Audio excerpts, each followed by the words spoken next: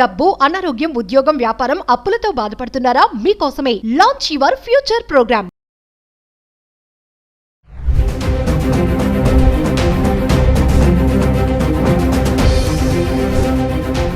నమస్తే, welcome back to Suman TV. IT రంగంలోనే job guarantee లేదనుకుంటే పొరపాటే. చాలా రంగాల్లో చూసుకుంటే అసలు ఉద్యోగం ఉంటుందా పోతుందా అనే అనుమానం ఉంది. మామూలుగా చూసుకుంటే మరి ఐటీలోనే లే ఆఫ్స్ జరుగుతున్నాయని చెప్పేసి మనం చాలా వార్తల్లో చూస్తున్నాం కదా. మరి చూసుకుంటే అసలు జాబ్ మార్కెట్లో ఏం జరుగుతుంది, దీనిపైన మరింత సమాచారం అందించడానికి ఈరోజు స్టూడియోలో మనతో పాటు ఉన్నారు అసిస్టెంట్ ప్రొఫెసర్ రామకృష్ణ గారు. నమస్తే సార్. నమస్కారం అమ్మా. సార్, నేను చెప్పినట్లుగా మనం లే ఆఫ్ గురించి చాలా వీడియోలో మాట్లాడుకున్నాం. టీసీఎస్ కానీ, అమెజాన్ కానీ, మైక్రోసాఫ్ట్ కానీ, ఇవన్నీ. మరి మామూలుగా చూసుకుంటే ఈ లే ఆఫ్స్ అనేవి ఐటీ రంగంలోనే కాదు, ప్రతి రంగంలో కూడా ఇది కనిపిస్తుంది అనేసి మనం అనుకోవచ్చు. చూసుకుంటే దేనికి ఎఫెక్ట్ పడుతుంది అంటారు? నిజంగా ఐటీ సెక్టారే భయపడాలా, అన్ని రంగాలు భయపడాలా అంటే? మీరు సరిగ్గా గుర్తుంచుకుంటే గత నెలలో మనం ఒక వీడియో చేసినప్పుడు ఇదే ప్రశ్న వేశారు. అప్పుడు కేవలం ఐటీ ఎంప్లాయీస్కి సంబంధించి ఎంతవరకు ఇంపాక్ట్ ఉంటుందని అడిగారు. దాంతోపాటు ఇంకేమైనా రంగాలు ఉన్నాయా బాగా ఎక్కువగా ఉండేది అంటే నేను వెరీ ఫస్ట్ రంగం చెప్పాను, బ్యాంకింగ్, బిఎఫ్ఎస్ఐ. ఎందుకంటే బ్యాంకింగ్ అండ్ ఫైనాన్షియల్ సర్వీసెస్లో ఇది చాలా స్ట్రాంగ్గా ఉంటుంది అన్నారు. మీరు అడిగారు ఎందుకు సార్, ఎందుకు అలా ఉంటుంది చెప్పా. ఎక్కడైతే చాలా సిస్టమేటిక్గా డేటా క్యాప్చర్ అవుతుందో అక్కడ ఏఐ రిప్లేస్ అవ్వడానికి, ఏఐ రావడానికి చాలా సులువై ఉంటుంది. ఎక్కడెక్కడైతే డేటా క్యాప్చర్ కాకుండా ఎక్కువ డెసిషన్స్ తీసుకోవాల్సి ఉంటుంది, ఎక్కువగా వేరియన్స్ ఎక్కువ ఉంటుందో అలాంటి వాటిల్లో ఏఐ అనేది చాలా స్లోగా వస్తుంది. ఇప్పుడు ఉదాహరణకి తీసుకోండి, సేల్స్ తీసుకున్నారనుకోండి, సేల్స్లో ఏఐ కంప్లీట్గా రిప్లేస్ చేయలేదు. సేల్స్ మ్యాన్ ఎప్పుడు ఉండాలి, వాళ్ళ రోల్ మారచ్చేమో కానీ మనిషి అనేవాడు ఉండాలి. ఈవెన్ మైక్రోసాఫ్ట్ వాళ్ళు వాళ్ళ క్లౌడ్ కంప్యూటింగ్ విభాగాన్ని, ఎజ్యూర్ క్లౌడ్ కంప్యూటింగ్ని బాగా డెవలప్ చేద్దాం అనుకున్నప్పుడు వాళ్ళు భారీగా సేల్స్ పీపుల్ని తీసుకున్నారు. కాబట్టి సేల్స్ అనేది చాలా ఇమ్యూన్. కాకపోతే వాళ్ళ రోల్ చాలా మారిపోతుంది. ఇంతకు ముందు ఓన్లీ సేల్స్ అంటే వెళ్ళి అమ్మడం, లేదంటే కోఆర్డినేట్ చేయడం క్లయింట్ దీంతోనే ఉంటుంది. ఇప్పుడు టెక్నాలజీని బాగా వాడాల్సి ఉంటుంది. సో వాళ్ళకి ఆ నాలెడ్జ్ విపరీతంగా ఉండాలి. సో ఇక్కడ టెక్నాలజీ అనేది వాళ్ళకి ఏఐ అనేది ఆగ్మెంట్ అవుతుంది. అంటే వాళ్ళ జాబ్ ఏదైతే ఉందో దాన్ని ఇంకా బాగా చేయడానికి ఉపయోగపడుతుంది. బ్యాంకింగ్ అండ్ ఫైనాన్షియల్ సర్వీసెస్లో అలా కాదు. Everything is documented, systematic. So very first ప్లేస్లో వాళ్ళు భయంకరంగా మీకు లే ఆఫ్స్ కనబడతాయి. అది కేవలం బ్యాంకింగ్ అండ్ ఫైనాన్షియల్ సర్వీసెస్లో. అయితే రెండో అది ఎక్కడ ఉంటుందయా అంటే, మీకు ఇప్పుడు ఉదాహరణకి అమెజాన్లో చాలా రీటైల్ అంటే వాళ్ళ వేర్ హౌస్ ఏదైతే ఉందో దానిలో చాలా మటుకు లే ఆఫ్స్ ఉన్నాయి. ఎందుకున్నాయి అంటే ఆల్మోస్ట్ హ్యూమనాయిడ్ రోబోట్స్ కానీ, రకరకాల ఆటోమేషన్ కానీ చేసేస్తున్నారు. ఏమైనా పికింగ్ అవి చేయాలంటే కూడా, లేదంటే స్టాక్ చెకింగ్ చేయాలన్నా కూడా వాళ్ళు మొత్తం డ్రోన్స్ వాడి, రకరకాల అదర్ టెక్నాలజీస్ వాడి వాళ్ళు మనుషుల ప్రమేయాన్ని తగ్గించేస్తున్నారు. సో ఇది తగ్గించడం వల్ల జరుగుతుంది ఏంటయ్యా అంటే మీరు చెప్పినట్టుగా లే ఆఫ్స్. ఇంకా ఎవరు ఎక్కువగా ప్రభావితం అవుతున్నారంటే lower rung of the workforce ఒక్కటే కాదు, మేజర్లీ ఇప్పుడు జాబ్స్ కోల్పోతున్న వాళ్ళందరూ మిడ్ లెవెల్లో ఉన్నవాళ్ళు. ఒక రకంగా మిడ్ లెవెల్ క్రైసిస్ అంటూ ఉంటాం మనం, 40s దాటిన వాళ్ళకి. సో ఈ రేంజ్లో ఉన్న వాళ్ళు ఎవరైతే ఉన్నారో వాళ్ళు ఏంటంటే రిప్లేసబుల్ ఈజీగా. వీళ్ళు 20 ఏళ్ళ ఎక్స్పీరియన్స్ని ఒక 5 ఏళ్ళు 4 ఏళ్ళ ఎక్స్పీరియన్స్ ఉన్న అతను వచ్చి చాలా ఈజీగా రిప్లేస్ చేసేస్తున్నారు. సో అందువల్ల వాళ్ళకి చాలా ఎక్కువగా ప్రభావితం అవుతుంది. ఇంకే రంగాలు ఉన్నాయి, ఉదాహరణకి ఒక అడ్వర్టైజింగ్ ఏజెన్సీ తీసుకుందాం. ఒకప్పుడు అడ్వర్టైజింగ్ ఏజెన్సీ అంటే ఒక డిజైనరు, ఒక కాపీ రైటరు అందరూ ఉండేవాళ్ళు. ఇప్పుడు కాపీ నాకు జెమినీలో వచ్చేస్తుంది, పర్ప్లెక్సిటీలో వచ్చేస్తుంది, ఏ బ్రాండ్ అయినా ఆ బ్రాండ్.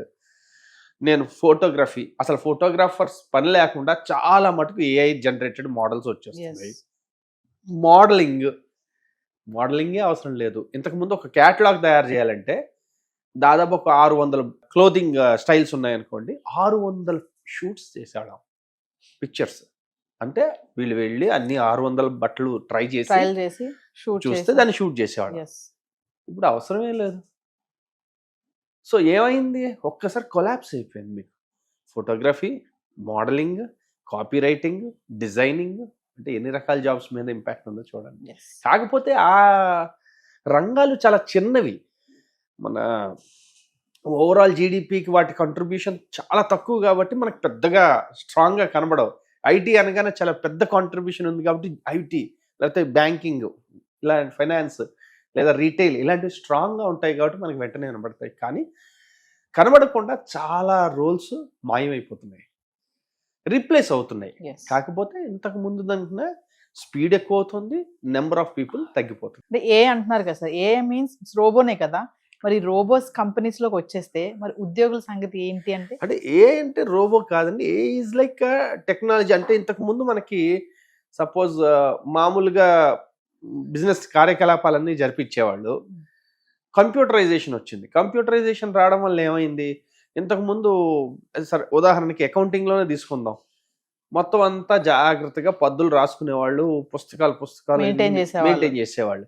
కంప్యూటరైజేషన్ వచ్చేసరికి సడన్ గా అంతా కంప్యూటరైజ్ అయిపోయి ఎవ్రీథింగ్ ఏది కావాలంటే అది టక్మని వచ్చేసేయడం అయింది. స్పీడ్ పెరిగిపోయింది కదా. ఇంతకు ముందు మీకు 10 మంది అకౌంటెంట్లు కావాల్సి వచ్చినప్పుడు 2 అకౌంటెంట్లకు వచ్చింది.